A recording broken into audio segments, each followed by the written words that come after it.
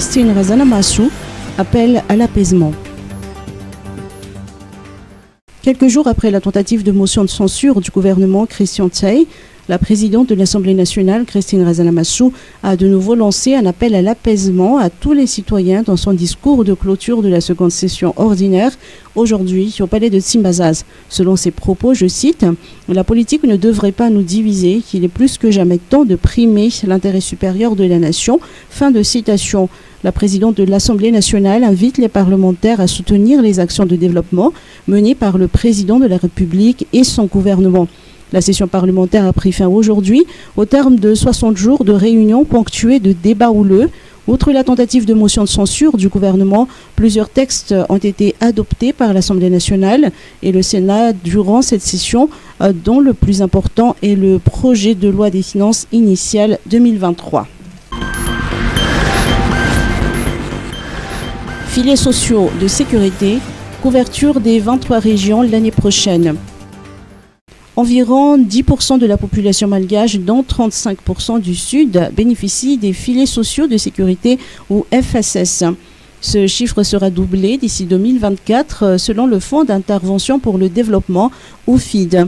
Au total, 1 450 283 ménages de 15 régions de Madagascar devraient recourir au soutien du FSS compte tenu de l'ampleur de la pauvreté. L'objectif serait d'élargir la couverture à toutes les 23 régions du pays d'ici 2023. Le coût de financement des FSS s'élève à 315 millions de dollars. Le projet est financé par la Banque mondiale, coordonné par le ministère de la Population et mis en œuvre par le FID. Région Vadvav et Fitvnad, distribution de vivres et semences.